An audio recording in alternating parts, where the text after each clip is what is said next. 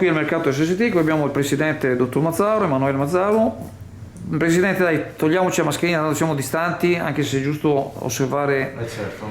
le regole.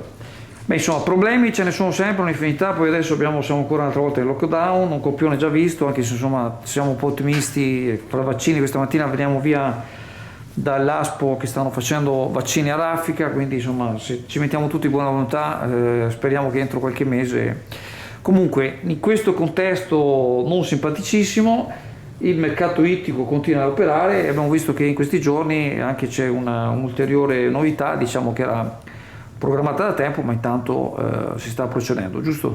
Sì, buongiorno a tutti.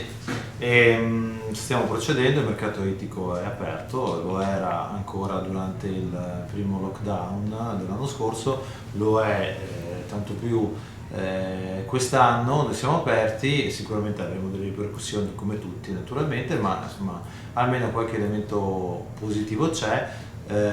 Si stanno concludendo i lavori relativamente ai parti territoriali delle coperture del mercato ittico, stanno andando avanti, stanno procedendo bene, mi pare che ci sia una soddisfazione da parte degli operatori e soprattutto riusciremo a risolvere i problemi che riguardano sia la pioggia, per esempio, quindi tutte le intemperie, e anche poi la presenza ormai storica dei gabbiani che creano sempre difficoltà. E uno dei passaggi importanti per il miglioramento del mercato ittico finché è qui, faremo anche altri interventi che attraverso l'aiuto dell'amministrazione all'interno della sala aste, ne cito alcuni, ne abbiamo parlato anche in Commissione del Mercato recentemente. Cercheremo di sistemare tutta la parte interna, abbiamo già messo tutti gli standardi che mi pare siano anche carini, ma dovremmo creare anche una digitalizzazione vera e propria, quindi con dei LED wall, con l'indicazione dei prezzi di vendita dei prodotti, degli avvisi per gli operatori, insomma cercheremo di fare una cosa bella per rendere anche la sala aste degna del mercato ittico all'ingrosso, che ricordo essere uno dei più importanti d'Italia, sicuramente il primo per il numero di pescherecci.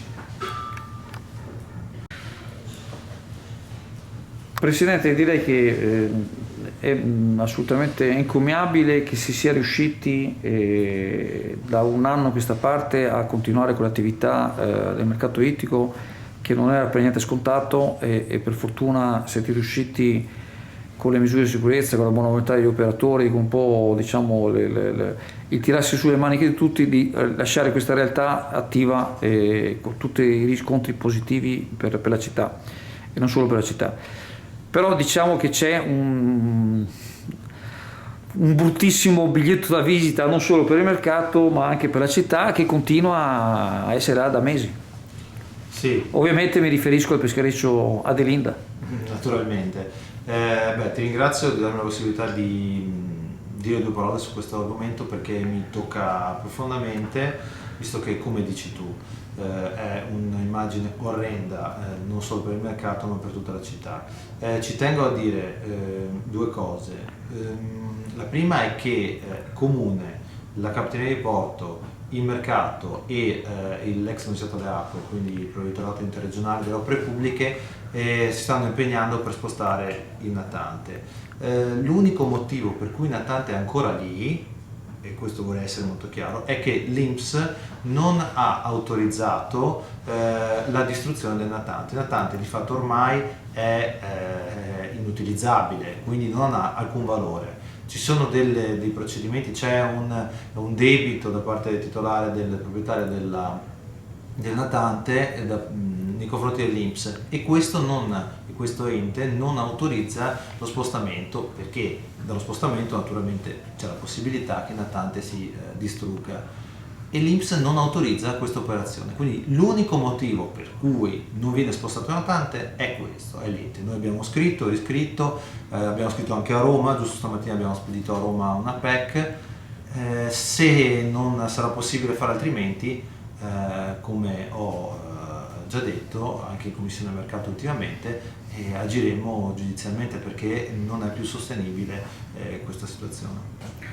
Speriamo bene, purtroppo non è l'unico caso di natanti che sono praticamente abbandonati. Abbiamo avuto un'altra situazione anche in Canale Lombardo, un altro peschereccio, lo Stefano, che è sotto sequestro per fatti di droga dell'autorità competente, però nessuno si è procurato di nominare un custode di questo peschereccio. E il peschereccio va avanti e indietro perché qualcuno ogni tanto lo molla, e c'è anche quello che è a pericolo di affondamento, oltre a vari altri. E qui invece è già affondato e si stanno impegnando diversi enti, ma ce n'è uno che fa di tutto per non aiutare a spostare il natante.